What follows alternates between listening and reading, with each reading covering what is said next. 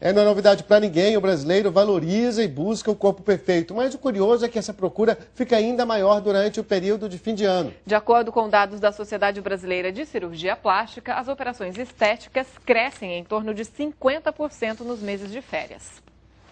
Verão, férias, lá estão eles. Quando a ginástica e o regime já não fazem efeito, o brasileiro recorre mesmo a cirurgias plásticas. A cada 1 hora, 71 cirurgias são feitas no Brasil. E quem pensa que somente as mulheres se rendem ao bisturi, está enganado. 18% das operações são feitas em homens. Quando o assunto é o turismo internacional da saúde, o Brasil também está na rota. Cada vez mais estrangeiros visitam clínicas e hospitais brasileiros para fazer cirurgias plásticas. E esse turismo tem explicação. Uma lipoescultura, por exemplo, custa em média no Brasil R$ 8.000. Já na Europa, o preço chega a R$ 20.000. Nos Estados Unidos é ainda maior. O valor chega a quase R$ 25.000. Preços que atraem turistas, brasileiros e fazem com que o país ocupe a 2ª posição no ranking mundial das operações plásticas. Bom, e aqui no nosso estúdio a gente recebe a psicóloga e terapeuta da família, Cristina Werner. Tudo Oi, bom? Cristina, muito bom dia. Tudo bem? Dia. Tudo bem? Tudo bom? Tá tudo bem? Luciano. Com vontade, por favor, ali. Bom, e lá em São Paulo, Ana Paula Couto também tem um convidado, né, Ana? A gente recebe aqui, Raquel, André Colaneri, ele é cirurgião plástico especialista pela Sociedade Brasileira de Cirurgia Plástica. A gente começa aqui em São Paulo com o André. André, primeira pergunta, né, que é a deixa da nossa reportagem. Por que aumenta tanto a demanda de cirurgias plásticas nessa época do ano, nas férias? Por quê? As pessoas acham que conseguem se programar melhor para a recuperação da cirurgia, por aí? A cirurgia plástica estética, ela tem uma grande vantagem. Você não precisa fazer, você não está doente. Então não é que nem um apendicite que se não operar tem um problema sério de saúde, pode até morrer. Então você se programa, né? Então férias e feriados são sempre épocas muito procuradas, porque o paciente se programa a recuperação, a logística de quem pode ajudar, né? Então férias e feriados tem sempre pico de aumento de cirurgias plásticas. Mas no inverno as cirurgias plásticas não são mais indicadas? O senso comum diz isso, né? Porque acho que incha menos, também não tem o fator sol, não tem o fator praia, né? Ou isso não tem nada a ver? Sem dúvida, entre as férias, né, as férias de julho são as mais procuradas. Tem alguns fatores para isso. Primeiro, é inverno. O inverno tem uma vantagem para cirurgias maiores. Então, cirurgias que o paciente vai precisar usar aquela cinta por 1 mês a 1 mês e meio, né, aquela cinta esquenta um pouco. Então, é mais confortável para o paciente que vai ficar em um ambiente quente. Muitos pacientes que trabalham ou moram em um ambiente não tão quente, vivem no ar-condicionado, isso acaba não sendo tanta vantagem, nem para cirurgias menores que não usem cinta. Agora, quem opera no inverno vai para o verão para a praia, né? Então pode expor o corpo, já tem o resultado final e pode curtir o verão. Quem opera nas férias de verão tem a logística boa, né, a recuperação adequada, mas neste verão não vai poder ir para a praia aproveitar, né? Mas o mais importante não é opere em inverno ou opere em verão. O mais importante é opere quando você tenha uma logística de recuperação adequada. Não dá para operar correndinho para voltar para o trabalho. O pós-operatório é tão importante, influencia tanto no resultado da cirurgia e nos riscos da recuperação, né, a logística de recuperação, né? Então, as férias eles são muito procuradas por isso. Você pode fazer um pós-operatório adequado. Doutora Cristina, sobre isso que o doutor André estava falando, eu queria falar com a senhora, que às vezes ele está dizendo aí que pode ser mais agradável até se recuperar no inverno por conta da temperatura e tal. Agora, que efeito psicológico tem o verão que as pessoas procuram tanto assim a cirurgia plástica? Eu acho que é bom a gente sempre ter pontos de vista de colegas de áreas distintas. Eu fico aqui pensando, como terapeuta de casal, como sexóloga, né, exatamente isso, assim, o apelo que o verão traz, né? Que você tem que expor o corpo. A gente está num país tropical e litoral em quase todo o Brasil, e há uma exigência, né? Nós estamos num momento hoje já nem mais do culto ao corpo, a gente já evoluiu, mas uma evolução ruim para o culto à magreza, né? E você tem que estar magro, e você tem que estar com o corpo sarado, né? Tem músicas que fazem apologia, a mídia está aí também para vender um corpo sarado, bonito, bronzeado, inclusive você não pode ser nem branco no Brasil, já tem uma coisa estranha que as pessoas acham, você nunca viu o sol, né? E você tem que estar dentro desse padrão estético, porque as pessoas têm uma necessidade de se sentirem incluídas. E é importante a gente pensar no verbo incluir, que vem do latim includere, que significa participar. Estar compreendido, estar dentro. E para você estar dentro, você tem que ser magro, né? Tanto assim que os dados da Sociedade Brasileira de Cirurgia Plástica está mostrando, né, que entre os adolescentes, por exemplo, a segunda cirurgia mais procurada é a de redução ou de aumento de mama, seguida da lipoaspiração, que são cirurgias eletivas para um adolescente que já está em corpo em formação, e que são cirurgias que buscam estar dentro desse padrão mostrado pelas pessoas. Então, estar fora causa sofrimento. Né? E o verão, acho que é aquela ideia do ano novo, corpo novo, né? E as pessoas têm que ir para a praia com um corpo diferente, só que a idade, ela vai trazendo as suas belezas, vai trazendo as suas marcas no corpo, e fica muito esquisito você ter algumas partes do corpo, inclusive, que não sofrem cirurgias. As mãos, por exemplo, as pessoas fazem bem menos, com o corpo sarado. Fica um certo disformismo, né? Então, eu queria levar parte dessa discussão para São Paulo. Doutor André, 72% das cirurgias, elas são feitas entre pessoas de 19 a 50 anos. O senhor acha que existe essa banalização dos riscos da cirurgia plástica a partir que cada vez mais jovens, pessoas mais jovens, vão para a sala de operação? E qual é o papel do médico na orientação desses jovens? A cirurgia plástica, ela é dividida em termos de idade. Cada cirurgia tem a sua idade de maior procura, por exemplo. Daí fala de operar em criança, é adequado, não é adequado. Isso depende da cirurgia. Por exemplo, uma criança que tem orelha de abano e que sofre na escola com preconceito e ela já tem uma orelha desenvolvida com 5, 6 anos, para que deixar ela o resto da vida sofrendo esse preconceito e não cortando o cabelo, porque ela podendo operar, né? Então, a parte psicológica da cirurgia ela é muito, muito importante. Lógico, existe o culto ao corpo, existe. O Brasil é um país tropical que se expõe a toda hora. Obviamente é. Mas a cirurgia plástica, ela com o tempo, ela ganhou muita segurança, os procedimentos estão cada vez menos invasivos, né, e mais seguros. A gente tem que tomar cuidado como médico, o paciente que opera, tão importante quanto operar, é saber não operar. Tem pacientes com distúrbio de autoimagem que se veem de forma diferente ou que querem corrigir defeitos mínimos, quase imperceptíveis. Esses pacientes, logicamente, não devem ser operados, né? Deve se conversar, deve se expor. Mas existem outros pacientes que têm alguma coisa que realmente existe e que, para a maior parte das pessoas, ela não é vista, né? Principalmente família, né? Que tem aquela parte protecionista, e que isso causa um problema muito grande na vida toda da paciente. Por exemplo, tem pacientes que eu conheço, uma minha, que ela não vestiu saia até 60 anos, porque uma amiga com 13 anos, 14 anos falou que tinha perna fina. Tem meninas com orelha de abano que nunca cortaram o cabelo, não usam coque, não usam rabo de cavalo. Isso poda, né, a parte social dela. Meninos com ginecomastia não vão para a praia, não jogam bola, não tiram camisa, não vão para a piscina. Né? Então, são pequenas cirurgias que, às vezes, você fazendo para aquele paciente vai dar um alívio enorme, um aumento, uma melhora da qualidade de vida dele, e que são cirurgias bastante seguras. Então é importante você avaliar o paciente da parte clínica, da parte física. Lógico, a gente só opera se for seguro. Ninguém vai pôr um paciente para operar se não for seguro. Segundo, a expectativa que o paciente tem da cirurgia em relação ao resultado, porque se o paciente não tiver uma expectativa de resultado real, ele achar que o resultado vai ser muito diferente do que ele pode ter, veja bem, o que ele pode ter, porque tem a genética, tem a técnica cirúrgica, então tudo isso influencia no resultado. Se ele não tiver essa compreensão do que você pode dar, não deve ser operado também. Agora, se ele entender, tiver alguma coisa que você pode ajudar, esteja dentro da compreensão dele, eu vejo como poder ajudar a cirurgia plástica na qualidade de vida desses pacientes. André, como é esse trabalho no consultório? Você estava falando que ontem mesmo aconteceu, tipo, convencer um paciente que aquela cirurgia naquele momento não era necessária. Como é feito esse trabalho? E vocês indicam essa pessoa, esse paciente, para um outro profissional, um psicólogo, por exemplo? A consulta, ela precisa ser longa, né? Não dá para você tentar avaliar a parte psicológica do paciente em 10 minutos. Então, se conversa bastante. Eu geralmente deixo o paciente falar antes de eu falar.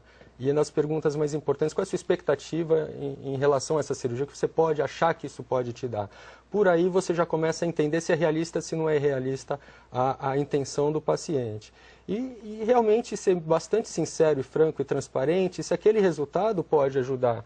Por exemplo, paciente, nesse caso, que queria fazer uma pequena correção, mas ia engravidar no próximo ano. Não tem sentido, né? Porque vai melhorar, mas vai perder o resultado. A logística é melhor, tem os filhos, né? Já que ela está pensando em ter os filhos logo, tem os filhos amamente, curta tal. Depois que tiver acabando, como não quiser ter mais filhos, aí pode operar para passar o resto da vida se sentindo melhor. Né? Então, é muito importante essa conversa franca e você tentar olhar a parte psicológica também. Lógico, se você vê que tem um distúrbio de autoimagem, um perfil psicológico patológico, esse paciente não deve ser operado e deve ser encaminhado para um acompanhamento psicológico, porque é o psicólogo que é o profissional dessa.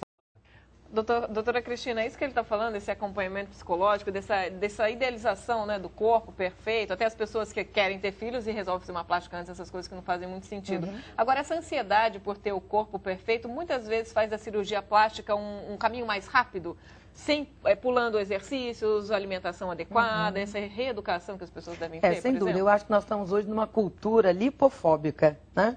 Você não pode estar com os quilinhos a mais, porque as pessoas entram, inclusive, em depressão, tristeza. Agora, eu achei interessante que o doutor André, ele citou 2 cirurgias que eu concordo com ele.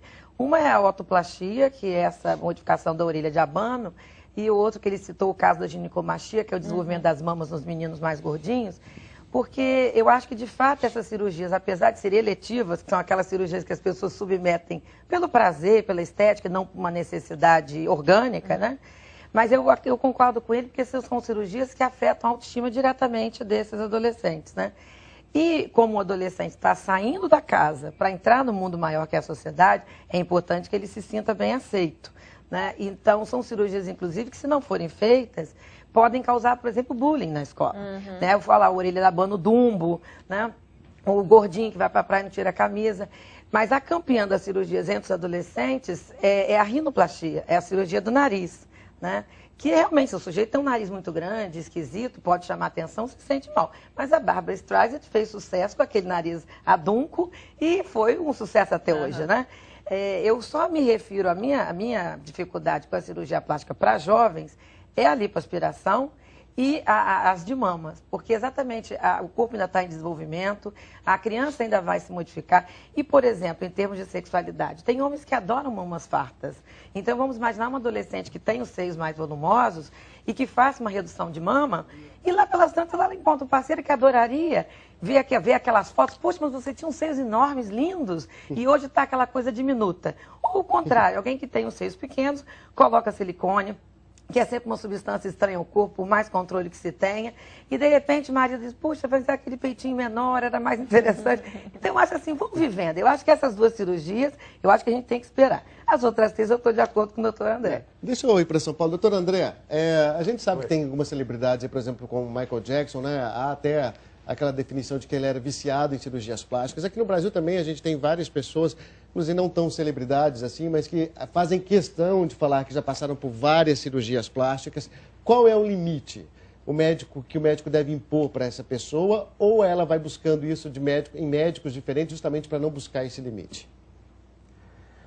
Essa é a grande questão. O problema aí não é do paciente. O paciente tem um distúrbio de autoimagem, ele tem uma patologia, ele não se enxerga direito e ele não tem culpa de ser assim. O erro está do médico que opera. Tem que saber falar não. Nesse caso, tem que falar não. Entendeu? Ele procurou uma, melhorou. Procurou a segunda, melhorou. A terceira não vai melhorar, para.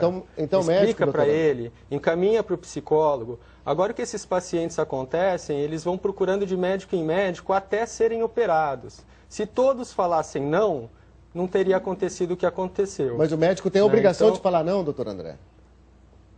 Eu acho que sim.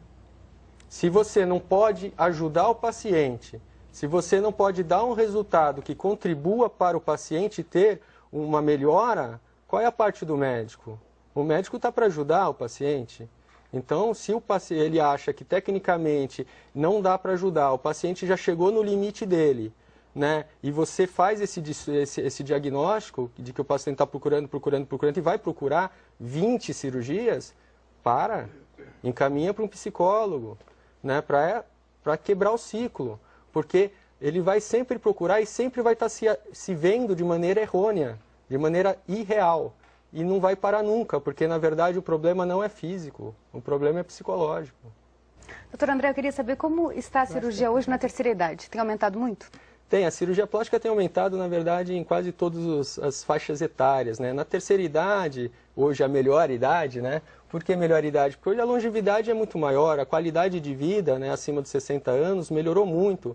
Antes, a medicina corria para viver mais. Hoje a medicina corre para viver bem.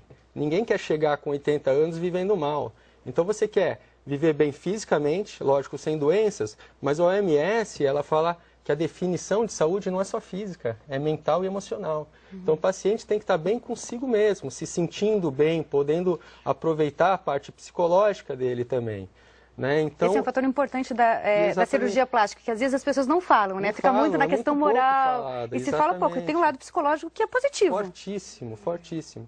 E essa procura dessa longevidade chega-se mais longevo com uma saúde boa. Então, hoje, pacientes com 70 anos chegam com uma saúde muito boa, 80 anos com uma saúde muito boa. Lógico, a gente só opera se realmente o paciente tiver uma saúde ótima, um risco muito baixo, ainda uma expectativa de vida grande, você pode ver pela família dele, pelos exames, né, e pelos hábitos, e então aumentou bastante essa parte da procura também depois dos 60 anos. Sempre, lógico, tem que procurar, fazer bastante exames, conversar direito, dar as ponderações, não fazer cirurgias enormes, né? É o bom senso, o bom senso.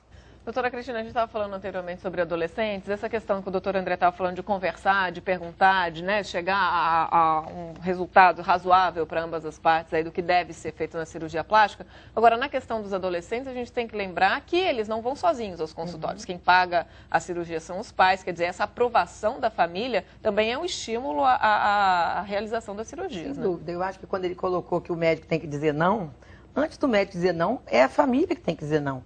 Porque essa marcação de consulta, porque quem é que faz cirurgia eletiva plástica no Brasil? Gente de classe média e média alta, pessoas que têm poder aquisitivo que vão a consultórios particulares. Porque as outras cirurgias estéticas não são eletivas. E aí todos os hospitais do SUS vão cobrir, né? São cirurgias necessárias. Então, assim, que modelo é esse de família que os pais estão passando para as crianças, especialmente as mulheres? Porque aí nós temos que pensar no corpo feminino, que sofreu uma sujeição jurídica, médica, né, e biológica ao longo desses anos todos, inclusive por parte da religião. Essa diferença biológica fez com que o nosso corpo ficasse sob a sujeição masculina, né? E a mulher se submete, inclusive a campeã de cirurgia são as mulheres. Então, doutora, agora apareceu os homens também, estão entrando aos pouquinhos. Eu só quero saber o seguinte, existe a vigorexia, que é aquela pessoa que nunca acha que está forte com definição muscular suficiente, a anorexia, que a pessoa sempre se acha gorda, e essa doença pela busca do corpo perfeito, essa ansiedade, vamos dizer assim, existe também um nome específico, uma doença específica para isso ainda ou não? Não que eu saiba, mas assim, eu acho que foi importante, Luciano, você trazer aqui essa questão da anorexia, porque tanto a anorexia quanto a bulimia estão fomentando movimentos na internet chamado Pro-Ana e Pro-Mia, né? Bulimia, pró-anorexia. Quer dizer, as pessoas pela internet, elas estão divulgando receitas de como emagrecer mais rápido, formas de você vomitar, que está previsto na bulimia, para poder comer muito e perder o peso, não fazer a transformação dos alimentos, truques para você enganar os pais. Quer dizer, então está cada vez mais sendo difundido, inclusive por mulheres mais velhas, essa ideia. E eu acho que a gente pode se ancorar nas ideias do Jean-Paul Aron, que fala do narcisismo coletivo, né? Que é uma estética do culto ao si, né? O corpo, a si mesmo, um momento assim de egoísmo total. E eu acho que a cirurgia plástica eletiva para adolescente vem exatamente ao encontro, né, do que os pensadores atuais têm falado, né? Então nós temos que começar a combater essa cultura lipofóbica. As pessoas têm direito de ser mais gordinhas, estarem acima do peso. É claro que eu acho que o diferencial tem que ser sempre a questão da saúde, né? E hoje a preocupação do culto à magreza, a gente tem que perguntar, a magreza interessa a quem? Né? Será que é saudável ser tão magro? Né? E daí tantas cirurgias de lipo, aspiração e das estéticas de mama. É um assunto sempre recorrente, né, doutora? Muito obrigada mais uma vez pela sua participação aqui. A gente agradece a doutora Cristina Werner, psicóloga e terapeuta de família. E lá em São Paulo a gente também agradece o doutor André Colaneri, cirurgião plástico da Sociedade Brasileira de Cirurgia Plástica. Obrigada, doutor.